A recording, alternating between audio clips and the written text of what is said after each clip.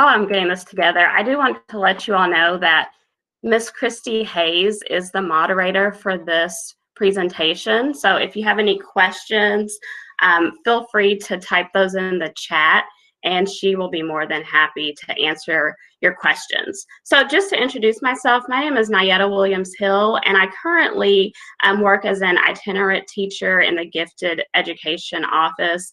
I work at 4 different schools, and I pull different groups of students, primary talent pool, as well as those 4th and 5th graders who have been formally identified gifted and talented. I work at 1 school per day, and I usually meet with the students from anywhere between 30 to 50 minutes during my time there. I have groups as large as 25 kids in primary talent pool. For example, a 1st grade group, I might have 25, and then I might have a group as small as 8 at some schools for the gifted and talented. Just a reminder that the PD, the Gifted Institute, we have several sessions, but we have it differentiated in terms of blocks. So you're in your 2nd block of the day. You will only receive 2 hours of PD credit. So make sure that after you attend this session, you attend at least 1 more.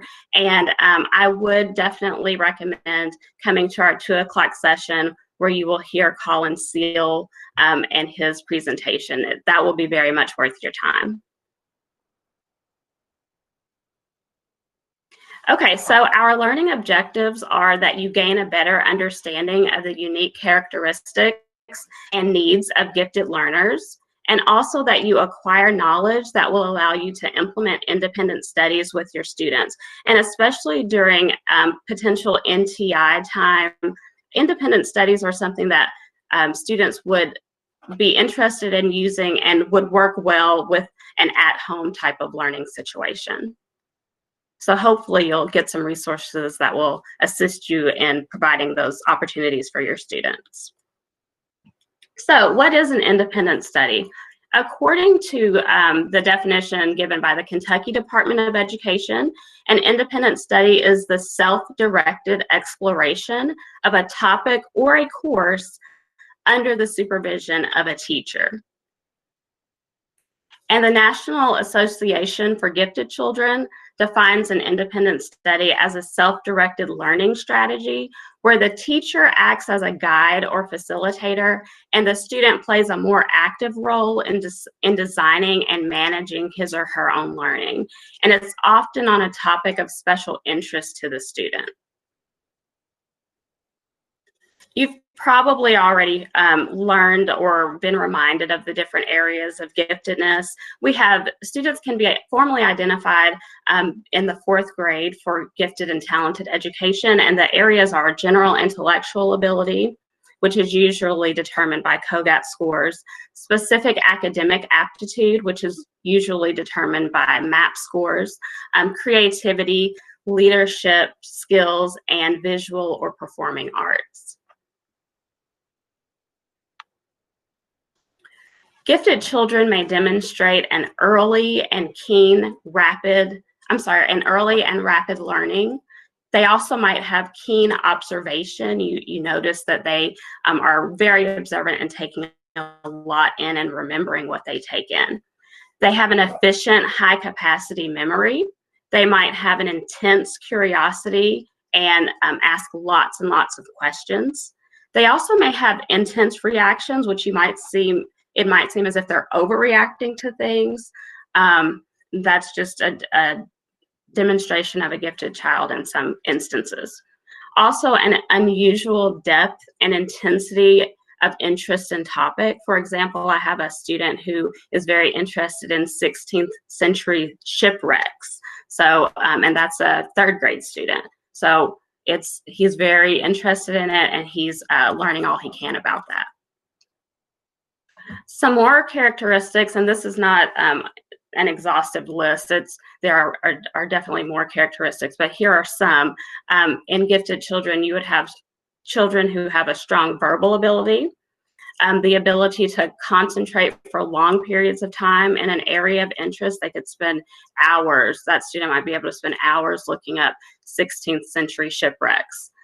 Emotional sensitivity and excitability, wide range of interest, a high activity level, so they might seem to bounce off the walls, but they can definitely hone that into areas of interest, and they happen to be abstract thinkers.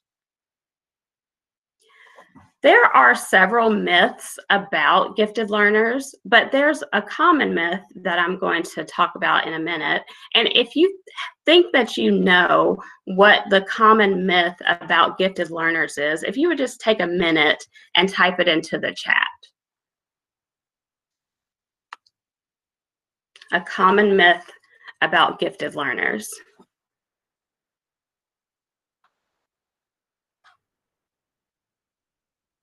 And I'm going to stop sharing this just for a minute so I can actually see the chat.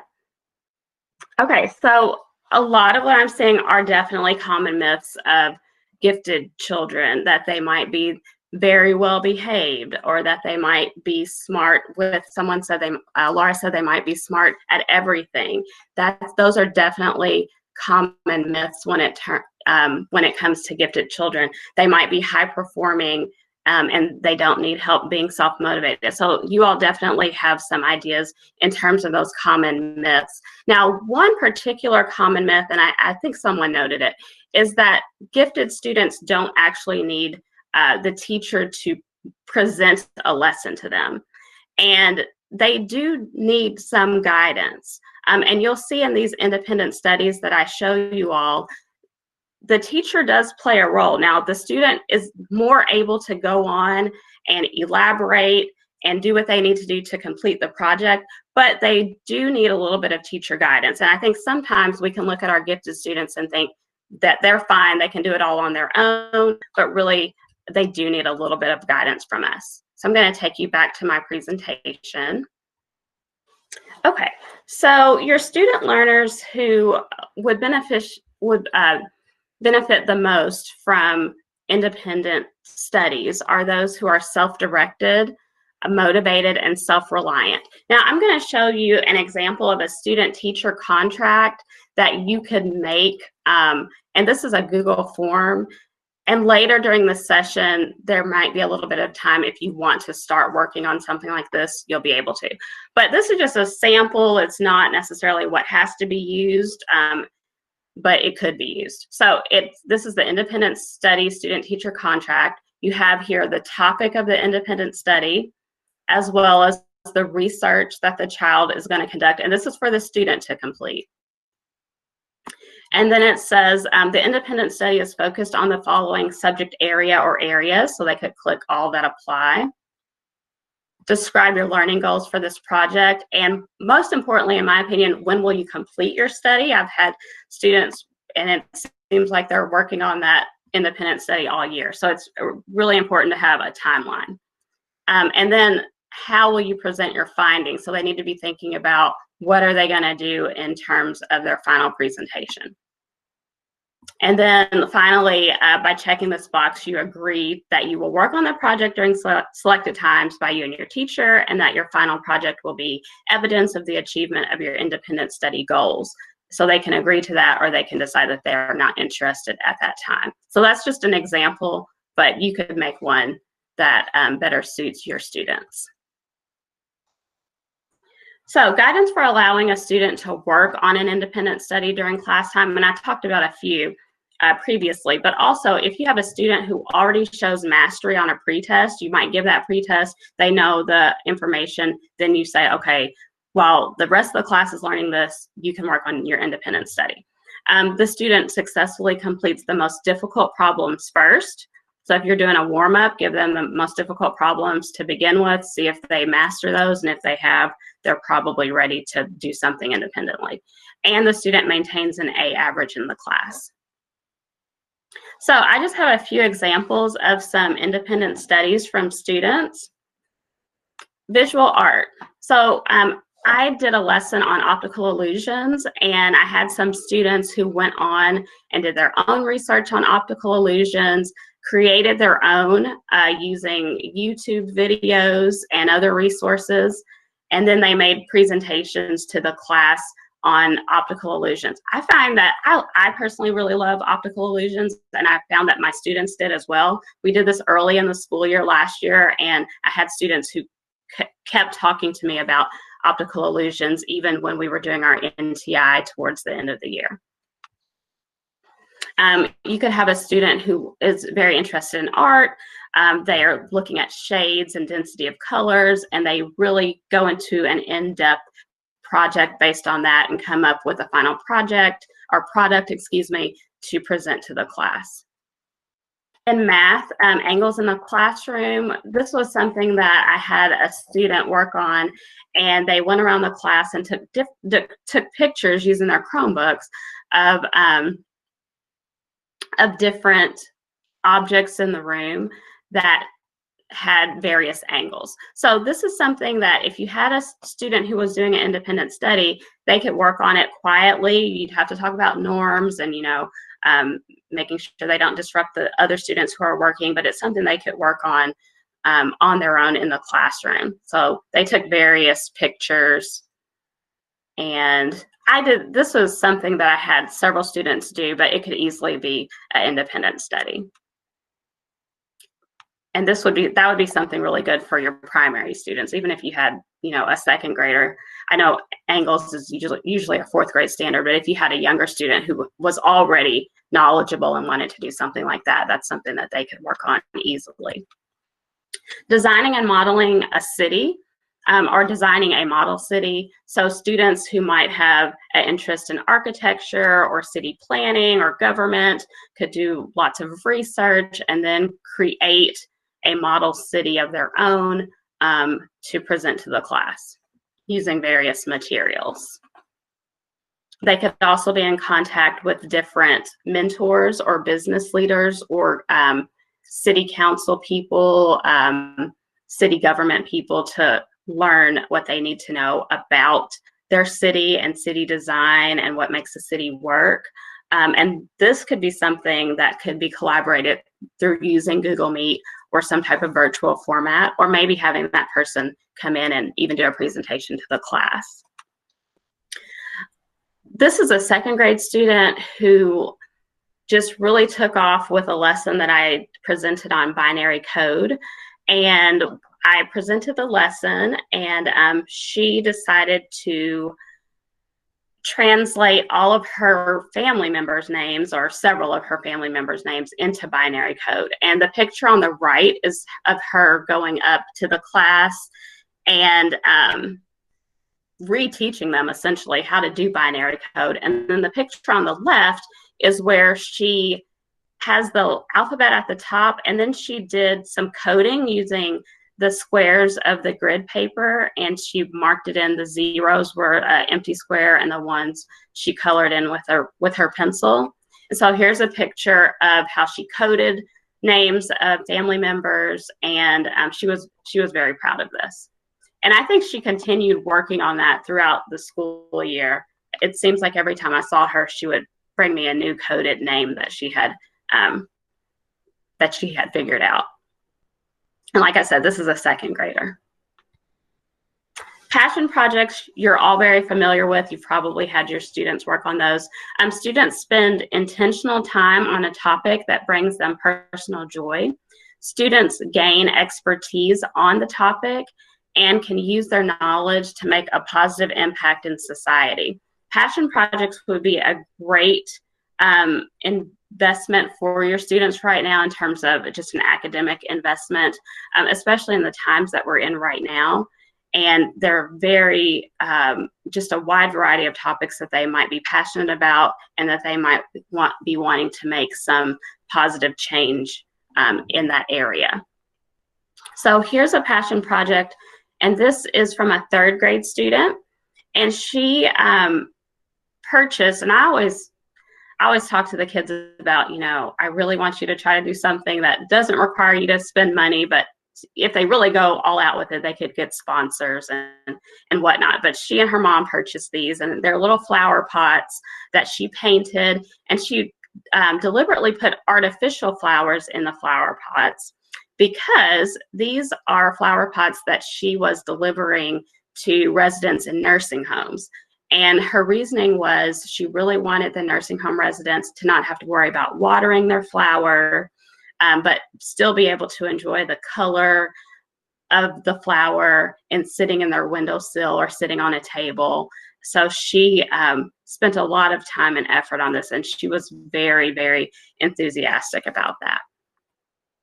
And it could be tied back into the curriculum. While this is something she did because it was truly a passion, it could be tied into a curriculum where she's doing some type of language arts activity to go along with it, or even math. So there are different ways to tie in passion projects for independent studies. And then performing arts, I have a video that two students, it's a brother and sister duo, they created a music video. And the reason that I wanted to share this is that now they did this with their dad, but if you have students who are really interested in the performing arts, they could present their musical ability, or if they did research on something else and they wanted to turn it into some type of musical performance or video, they could easily do that and share it with the class or share it with others. So I'm going to take a minute and let you all listen to their song. And these were these were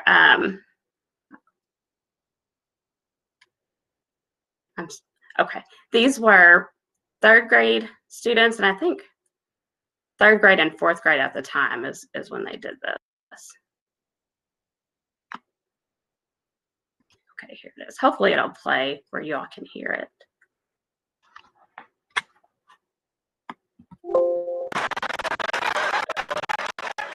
Hold it now.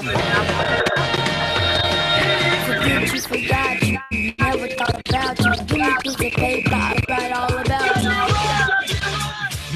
Not Leroy. What's he was I'm on the squad, but I have to say my name. You say we're still friends, but something ain't the same. You doing bad stuff, but I don't wanna hang. Forget peer pressure, I do my own thing. Yeah, I'm kinda mean, but I'ma let it slide. I'ma let it slide, but I'ma let it ride. Fight, then look to the side. You see Scott coming, don't be trying to hide. I try to talk it out, but you wouldn't listen. I'm trying to keep the peace, but you keep dissing. We used to be the core, and now I'm still wishing that we could be friends, but something's still missing. You're the cool kids, I'm with the core pop. I'm trying to be hip, I'm trying to hip hop. Pretending that we're cool, you really need to stop. Don't wanna be my friends, you need a kickbox. Hold it now. Hold it now. Never thought about you. You need to pay for my all about you. Forget you, forgot you. Never thought about you. You need to pay for my all about you. You were my day one, then preschool. We were in the church, had a handshake, it was really smooth. We were playing cousins, I tried to play the blues. Tried to beat buckets, lunch from late. You drink blueberries, I sip some grapes. Daddy tried to start us ice cream cake. Acting like fam, now you had face. You was pretty nice, stayed at my house. We were real boys, jumping in the couch. Saw me walking in, so you walked out. Then you didn't see me, what's that all about? On the same team, we were winning games. I was Steph Curry, you were King James. I used to things, foul and lame. Say nothing good, then don't say a thing. Hold it now. Hold it now. Never thought about you. You need to pay for my all about you. Forget you, forgot you. Never thought about you. You need to pay for my all about you.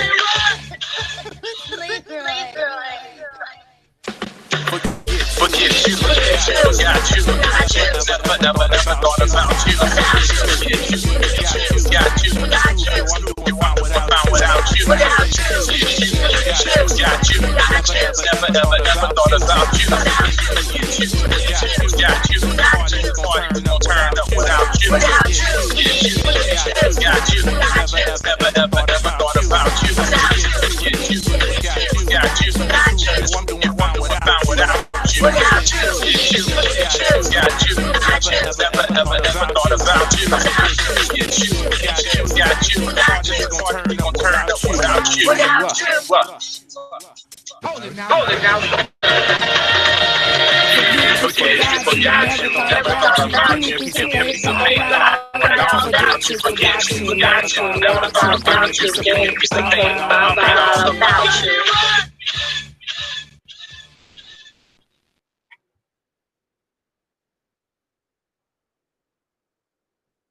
Okay, so that is an example of how a final presentation might look if they decided to do a music video or some other type of video presentation. Okay, so let me take you back to my slideshow. And by the way, I did get permission from those students to show that, and they were extremely proud of their video, and they shared it with our entire staff. Then you have your independent studies that are probably more looking at high school, maybe middle school, but those traditional academic research projects where you have a thesis, your evidence, and your citation. Okay, so some classroom strategies for independent study. This is taken from a text, and we have here the personal interest study project, topic browsing planner, resident expert planner, and note card method. And what I want to do is give you all the opportunity to really look at these individually, and we're going to do a breakout session. So hopefully this will work out well. So I'm going to give you links to your room, and you're going to spend about 5 minutes reviewing and discussing each strategy, and think about how you can use these ideas with your students. If you have additional time and the 20 minutes is not up, then you can begin creating your own student-teacher independent study contract as a Google form if you would like. And we will spend, we'll meet again in 20 minutes to share thoughts on this topic. So let me tell you how this will work. I'm going to copy these and link them into the chat in just a minute, but we're going to do the breakouts by birthday. So if you're January through March birthday, you'll go to breakout 1. April through June, you'll go to breakout 2. July through September, you'll go to breakout 3. And October through December, you'll go to breakout 4. And in the chat in your breakout rooms, I already posted them there, but if they're not there, I'll come back and repost them. You will see the links to all of these documents, and you'll be able to go through and read the different documents. I also have a link for PDFs because some of them will say that the student needs to fill out a certain form. Those links are on the PDF that will be in the chat. All my links are going to be in the chat. And I will make an apology about the PDF. Some of the forms aren't scanned as well as I would have liked, so I rescanned them, and you might see multiple copies of the document, so I apologize for that. So let me get your breakout rooms here in the chat, and let me see how many people are here.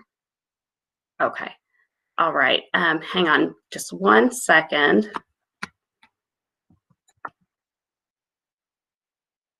And when you go in, if you would, you can unmute yourself and talk to each other, or you can just type in the chat if you're more comfortable with that. Okay, so here are your breakouts. Now, if you happen to go in a room and you're the only person in there for a while, feel free to go to another room where there's more people, unless you're just wanting to work on your own. So we will return, at 12:47. Okay, thank you all for going into those breakout rooms. I heard some really great discussions. I wish we had a little bit more time to really share out, but I did hear wonderful discussions in your breakouts. And I heard a lot of people talk about the note card method and how they really like that. And it could definitely be used with all of your students if that's a way to help them organize and get their resources and conduct research. That's perfectly fine. And then the product choice sheet offered a lot of different opportunities for the kids to think about different ways to finalize their product and to show it to their class or whoever they would like to present that to. So I'm going to finish up with the slideshow, and then in just a minute, I'll put the link to the feedback form in the chat. And the link, you do not have to complete it after every session. You can complete it at the end of your day. If you want to complete it after every session, just for your own, you know, just as your own choice, that's fine as well. So I'm going to finish up this presentation for you all.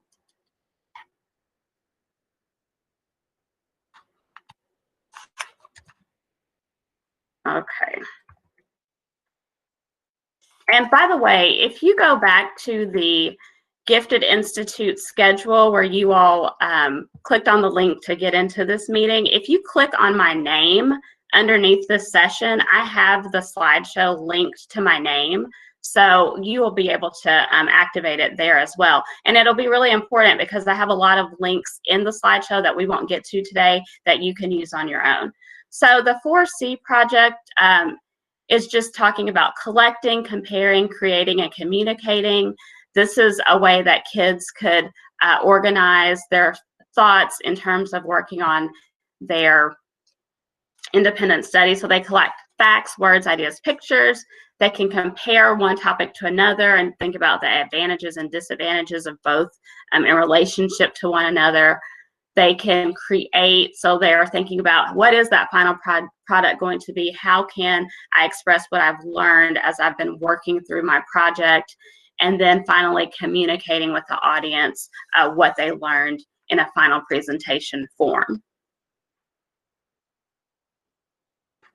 So I have various online resources that you all can explore. And like I said, this will be something for you to do at a different time. And you're probably, familiar with a lot of these already. So I have various resources here. And then here as well. Due to the time, I'm not going to click on any of the links at this time. Makerspace, Storyboarder. Lots of great resources that you could use with your whole class, or if you have students working on independent studies, they might be able to use these as well to kind of finalize that product that is a result of their project. And then some supports are the Gifted and Talented website through Kentucky Department of Education, which you all may be familiar with through other presentations or just on your own, but there are several good links here with additional resources. Western Kentucky University is a really great one. And then of course the National Association for Gifted Children has a lot of information, as well as publications for parents. If you have parents who need information, this is a great site to guide them to. And then I have my contact information as well. I do have a site, and if you click on that, you'll notice that it has activities that I've done with my students. It was a site for students, but it also has resources that you might be interested in. Now, the feedback form, I will post that link here in the chat.